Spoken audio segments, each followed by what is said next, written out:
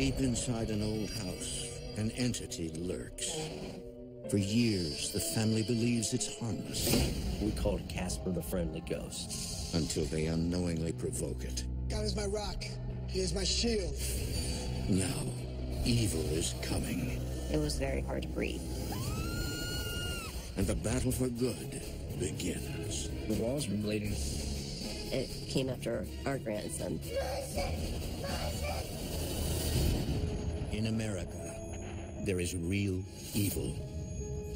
It lurks in the darkest shadows and in our most ordinary towns. Between the worlds we see and the things we fear, there are doors. When they are opened, nightmares become reality.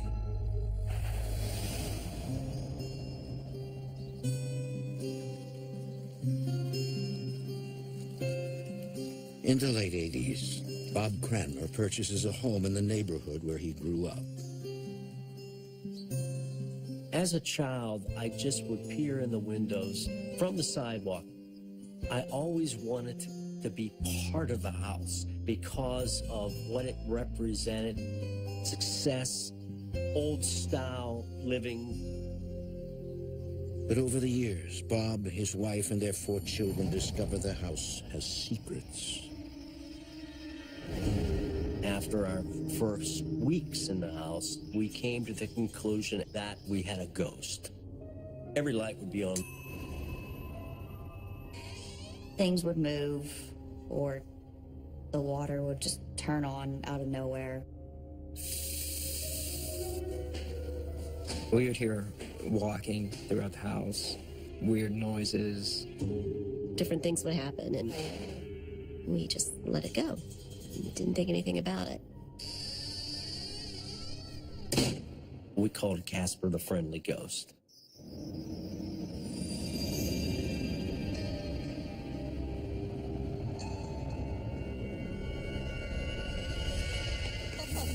Hey, how are you? In 2004, in spite of her spooky childhood, Hello, honey. How are you? Jessica, the eldest, moves back home with her new husband, Tom, This one for you. Hold on, guys. and son, Colin. You got it. Take this one. All right. I always knew there was stuff going on at the house. I guess chalk it up to being an old house, and certain things are going to happen in an old house. I didn't think it was that much of an issue when we moved in. You sure this is okay, Dad? You kidding me? I'm the luckiest guy in the world. You got my whole family together. Glad to be here. I love you, honey. I love you too.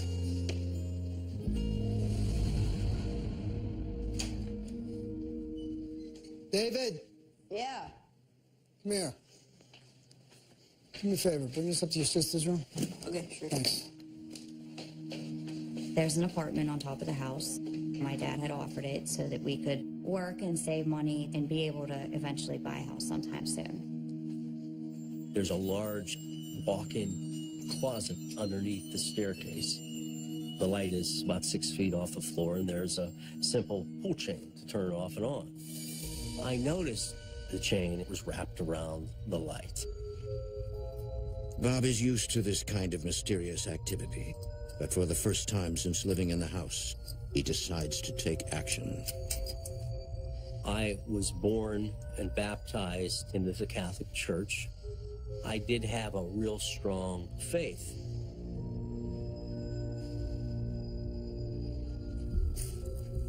I took a set of rosary beads. I simply tied them to this chain on the light in the closet.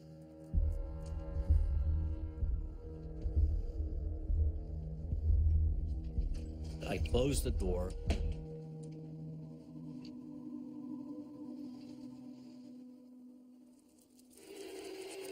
I heard something in the closet.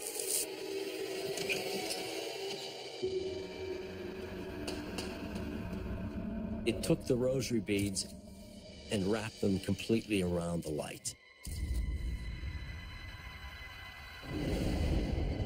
Alarmed, Bob takes it to the next level. I took my Bible, God is my rock. and I spent about a half an hour in that closet reading scripture. With him I take refuge. He is my shield and the horn of my salvation. God is my stronghold. God keeps me safe from all enemies. This is the word of the Lord. I could feel it when I was in the closet with it. Was it cold? Was it hot? No. And I could feel it there with me. I had crossed the line to where I was interacting with a supernatural being. I wasn't sure where this was going to go.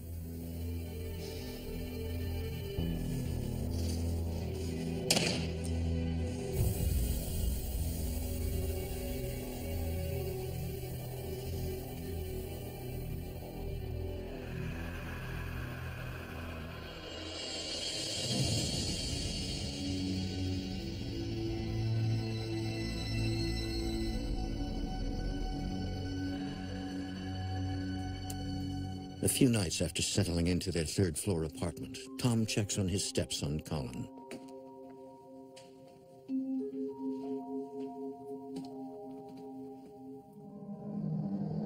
Jess? Everything okay?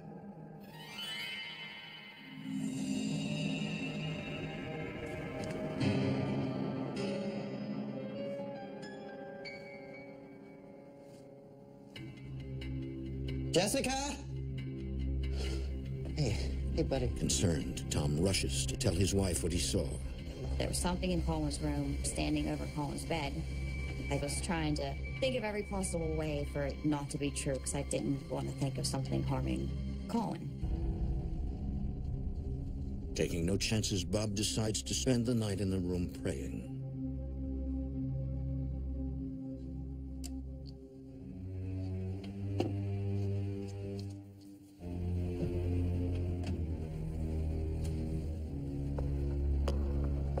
Be strong in the Lord and his mighty power. Put on the armor of God against the evil schemes of the devil.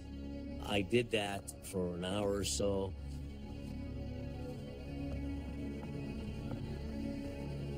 I laid down on Colin's little bed and I fell asleep.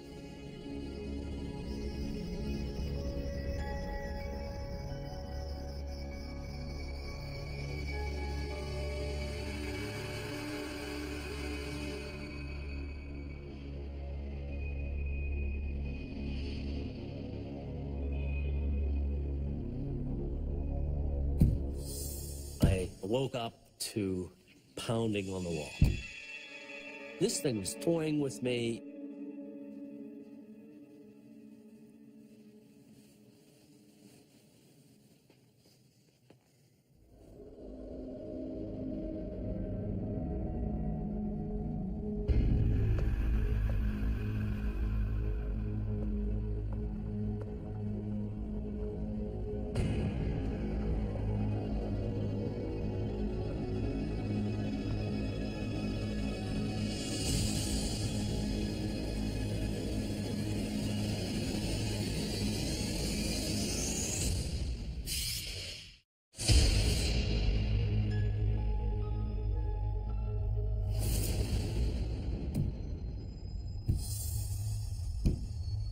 Bob Cranmer has lived with what he believes to be a harmless ghost for years.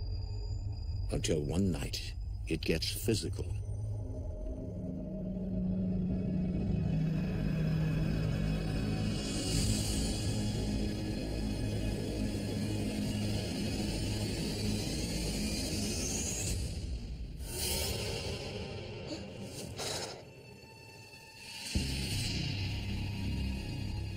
I noticed stinging on my neck.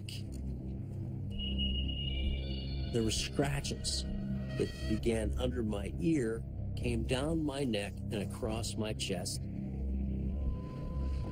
It became personal. This was serious business.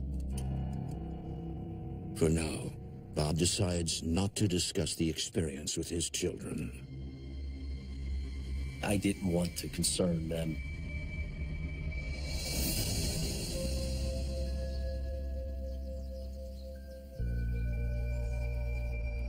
One afternoon, the Cranmers' oldest son, Bobby, is hanging out in the house.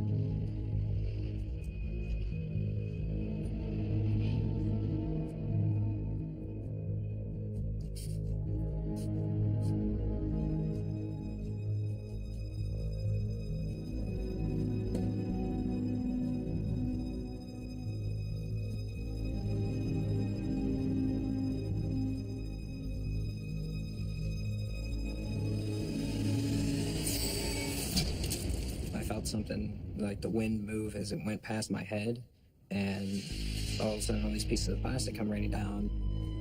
The whole thing took maybe, a split second. It was very fast.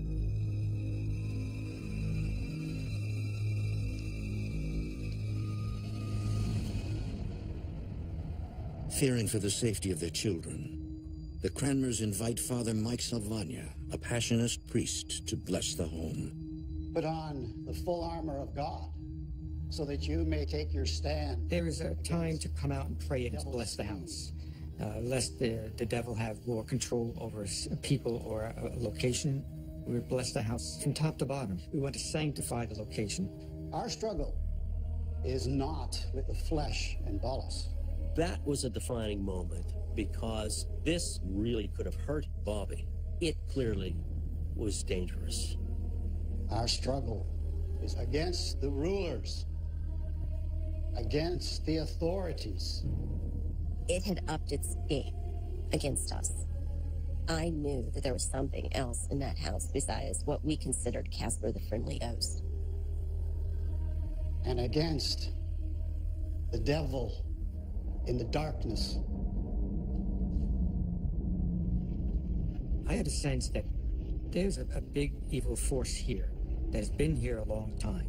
You could see that this was what we call a house infestation. It's spirits that somehow dwell there, and they don't leave politely.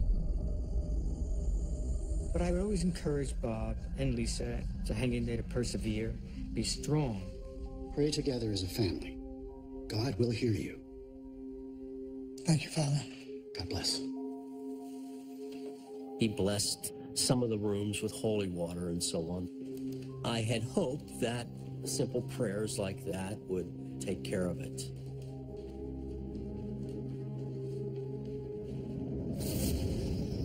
One night, while Jessica's husband and son are out, she finds herself alone in their third-floor bedroom.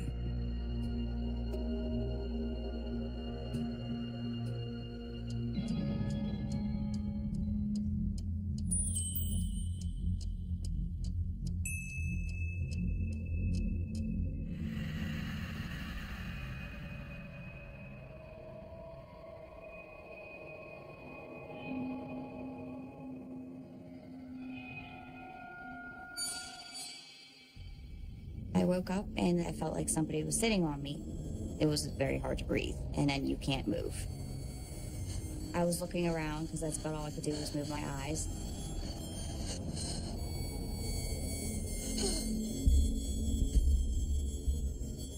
I saw a dark figure standing at the foot of my bed.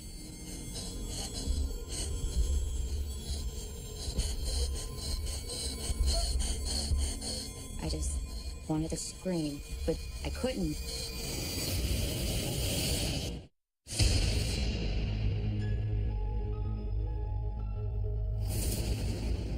For years, unexplainable events have been taking place in the Cranmer family's old house. One night, someone or something pays their daughter Jessica a visit. I woke up and couldn't move. I see a figure at the foot of the bed. You want to believe that you're dreaming, and then you realize that it's real. It's a very, very scary feeling. And I remember trying to scream, but it didn't feel like the words were coming out.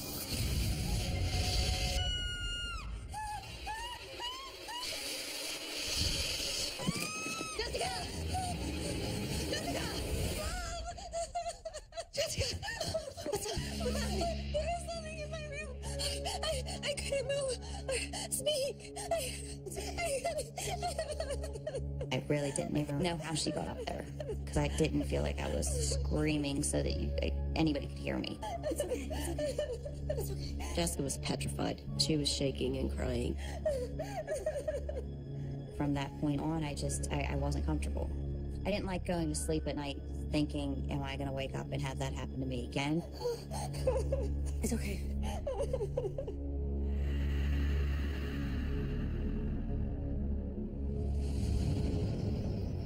The family is now beyond worried. News of the haunting reaches the Roman Catholic Bishop of Pittsburgh, who assigns Father Ron Langwin to help. After I spoke with Bob, I felt pretty certain that there was something going on here that needed to be investigated further. I told Bob that this was not going to be an easy fix. Evil is not that easy to overcome. Father Ron says you have two options here. Thank you. Stay and fight, and we will help you through this entire thing, or you can leave.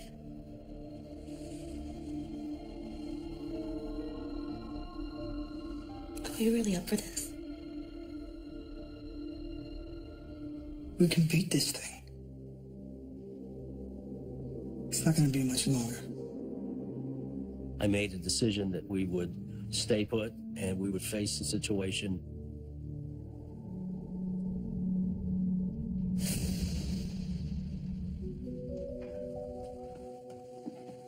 Hey, guys, go help your mother in the kitchen. Oh, my God. What happened?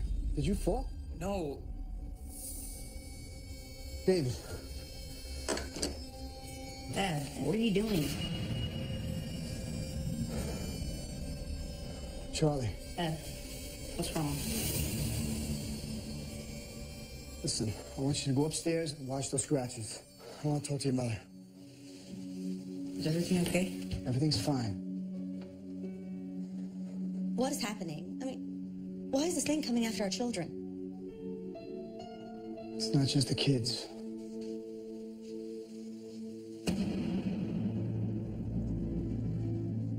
At least you're safe. Lisa? Lisa? Talk to me. It bit me very hard. And I could leave teeth marks. They weren't bite marks like from human teeth. They were actually almost were puncture wounds, like a dog bite. I'm calling Father Mike right now.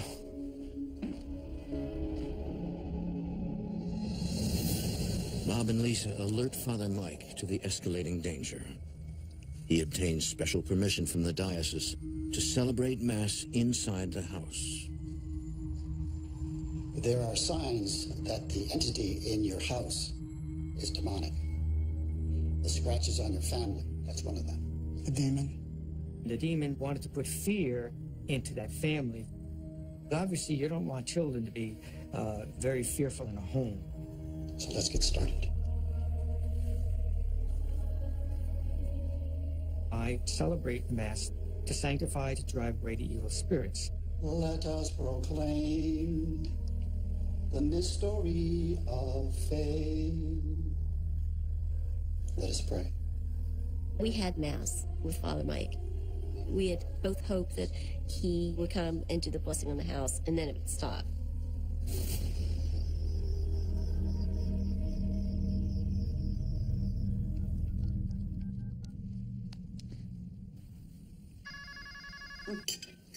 I'll get it.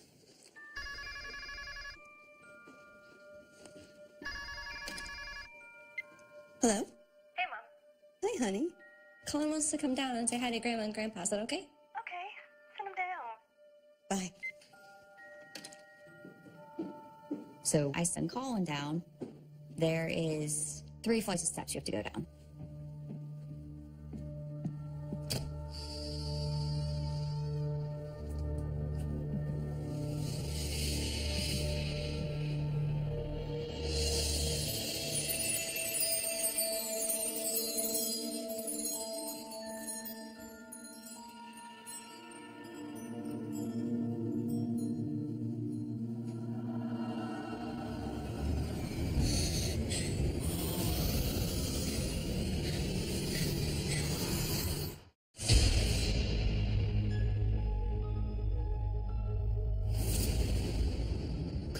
has just encountered the demonic entity haunting his grandparents' house.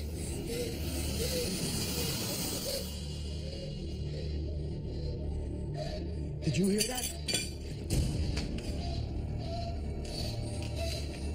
I rushed up the steps to find Colin hyperventilating and shaking. What's the matter? What happened? What's going on? Monster! He was screaming monster and pointing to the room. Monster! What happened? Take him downstairs. Let's go. Go downstairs.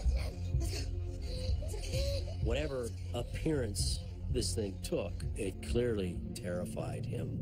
He couldn't breathe.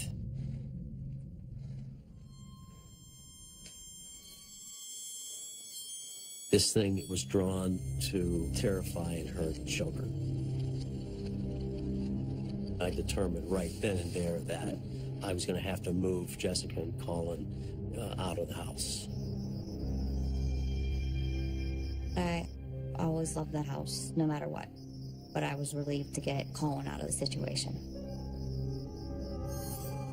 While the demon has forced Jessica and her family out of the house, Bob, Lisa, and their 3 sons remain.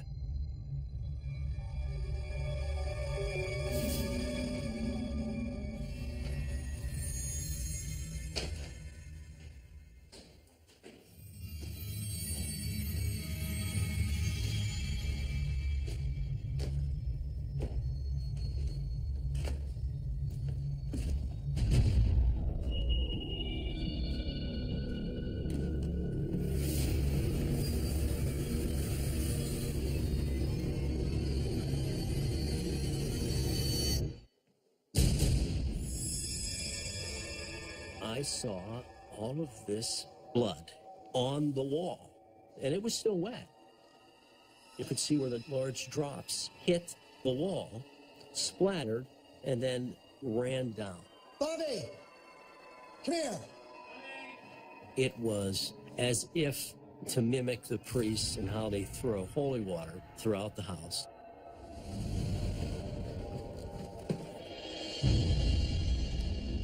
The walls were bleeding. There's really nothing you can say to try and rationalize how that all got there. Dad, what is this?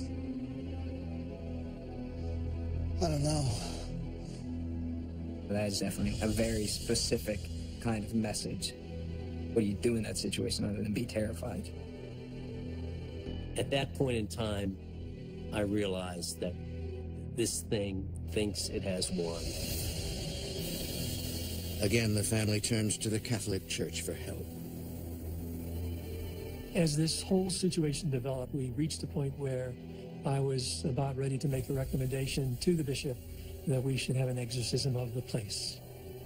But before the church will sanction the exorcism, the family must go through one more step.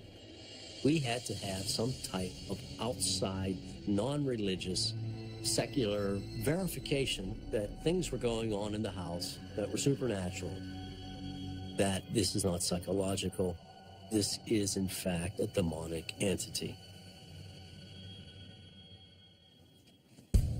In January of 2005, a paranormal research team out of Penn State University arrived to investigate the house. The first thing that happened was Bob took me on a tour of the house. I think I showed you everything. Told you all the stories. My role there was to provide some informal psych evals on the family members. So what do we do? Take it back to the beginning. Where did it start to get bad? Closet. He showed me this closet. As you can see. Where it all started with this chain being wrapped around a light.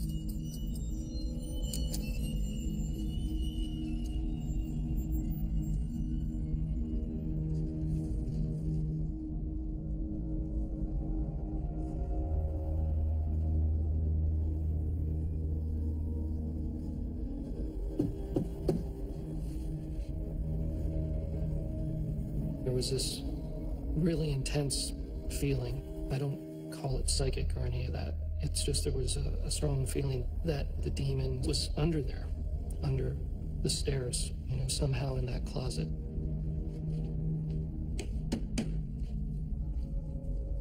What's behind the steps? Is there another room? I don't know. Never looked.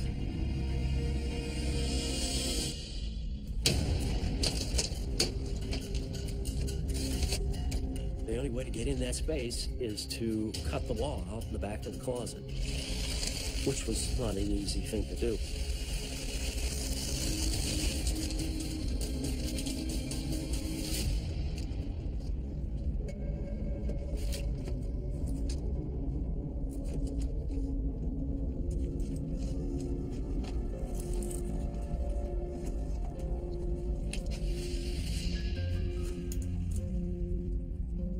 Look over here.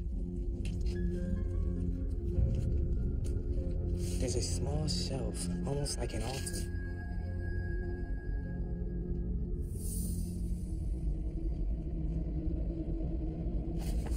They found a piece of paper, and it had pictures on it. The drawing looks to be as old as the house, showing its original owner and his family.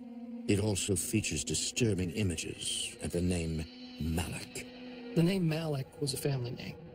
Coincidentally, it's one vowel off from Moloch, which is an Old Testament demon that the Canaanites worship that's associated with child sacrifice.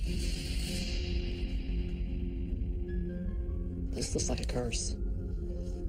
Wouldn't make sense with what's going on here. Just like a priest can bless any object, people involved in black magic, they can connect evil with any object. That's one of the ways hauntings start. We found the demon's special place. We found its lair.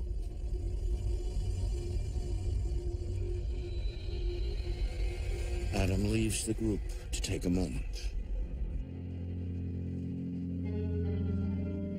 I tend to be a solitary person, so I wandered off and was on my own, just mulling it over in my head.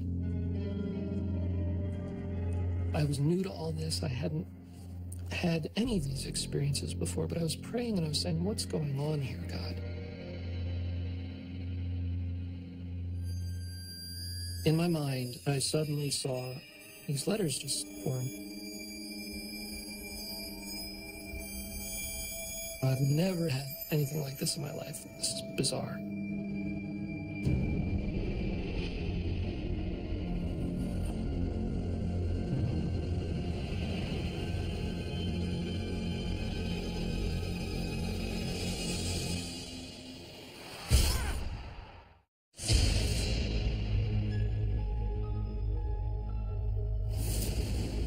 While investigating the evil plaguing the Cranmer family, paranormal experts discover a demon's lair hidden inside their home. This looks like a curse. Adam Bly has never experienced anything like this before. He's suddenly struck with a vision of letters floating before his eyes. I suddenly got woozy, a little bit dizzy.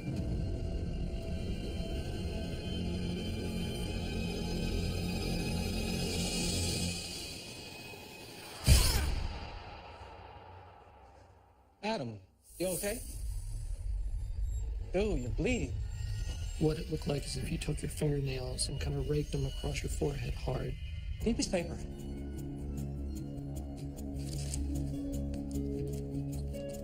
What's that? Where's the laptop? It's in the living room. The letters appear to form a word, Sati. Adam does a search and discovers it's a name. It's said that this name was a demon whose function was to encourage women to sacrifice their children. Your demon? Her name is Sati. She's a consort to Moloch. When Adam revealed the name of the demon and what the demon represented, everything seemed to start falling into place, and we were understanding things better. It also ties back in with what was going on with our grandson, that it came after him, and with what happened with my own kids.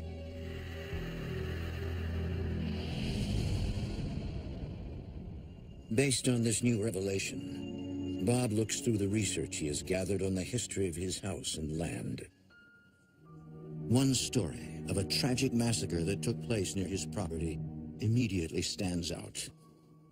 I read of a very violent Indian war that took place in the early 1790s. A woman and her 3 children had been killed by the Indians some distance from Fort Pitt. Our house was 6 miles from the fort.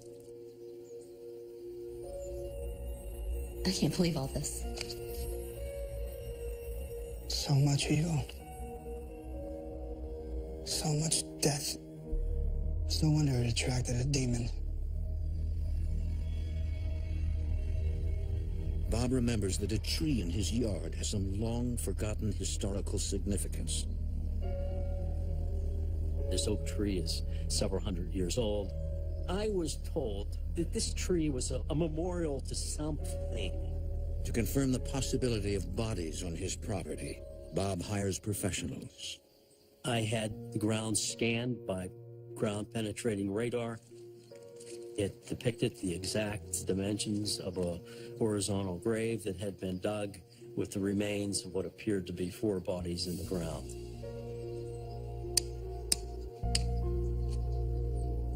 But the question remains, how and why did the demon come inside? One theory is that when the house was built, a worker placed a curse on it, giving the demon power to haunt the home. We felt that the evil that precipitated that terrible massacre attached itself to our front yard and eventually inhabited the house that was built there. The curse strengthened it. Evil brings out evil. Several months after the investigation, Bob and Lisa received good news. The church has approved an exorcism of their home. In September 2005, an exorcist arrives to take on the demon. I can only speak in terms of our diocese. I'll be a priest 50 years, and I don't know of any other case where an exorcist was called in.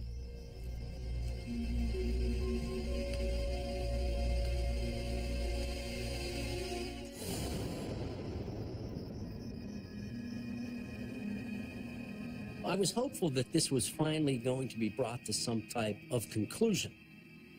And after this exorcist came, the house did seem somewhat different.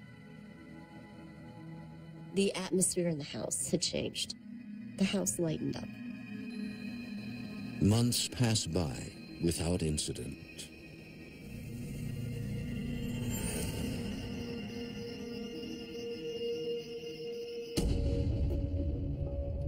I was in the basement, adjusting the front of the hot water heater.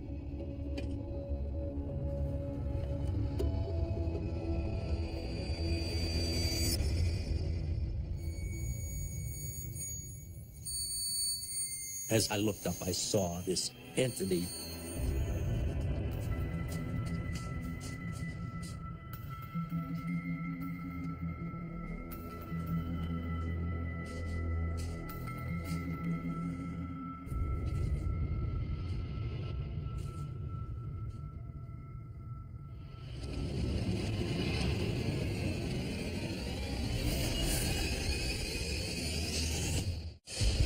For more haunting, visit tlc.com.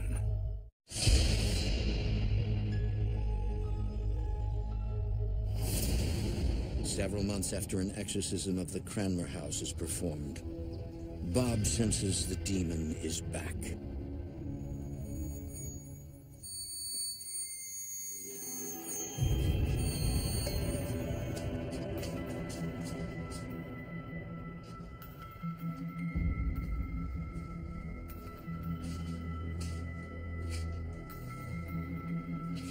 I clearly saw it move, so I knew it was in the basement, and it was in the basement with me.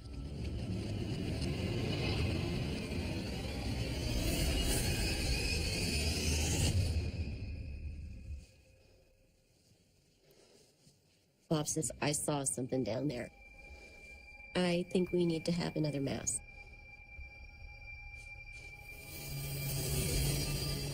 Bob contacts Father Mike. And he said to his disciples, "Take this and eat. This is my body, which has been given up for you." We all heard it scratching on the wall. And before he was given up to death, he said, "Drink this."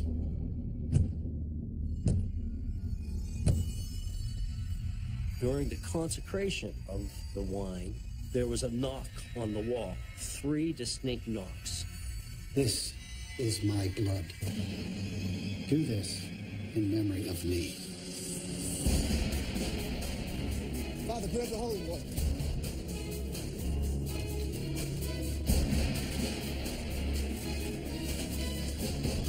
Over here. I could just sense that it was in the corner, that it was there. Our Father, who art in heaven, hallowed be thy name. We felt we cornered this thing. It was its last hiding place, its last den, as it were. And we just pounded it with prayer. And forgive us our trespasses, as we forgive those who trespass against us. And lead us not into temptation, but deliver us from evil. There was no loud clap of thunder or lightning. I think this thing was just finally spent. And it gave up. Glory be to God. And I took the crucifix and I put it on the floor where it had taken place, and that was the end. Amen.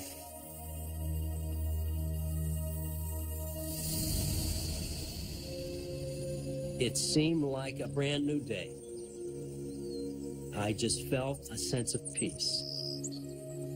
We had fought the battle, and victory had been achieved through the power of good. We're still in the house, and the house is very peaceful and very calm. The grandkids run up and down the house, and no issues with any of them being in there. I love that house. I live there now. I don't ever want to leave the house. I know it affected me and made me stronger in some ways. Ultimately, it was like trying to take part in like a psychological war. You're experiencing all these things, all this stuff's happening that everyone tells you is impossible. It was just like a living nightmare. I'm just glad we all made it out okay. I have seen and experienced the power of God and the devil. I have been in the supernatural, so I know that it's true. There's a spiritual world around us that we can't see. I've experienced it. And whether people want to believe me or not makes no difference, because I was there. The initial plaque to mark it as a historic landmark said the Malik House. And after we went through all this, I don't want this to be the Malik House.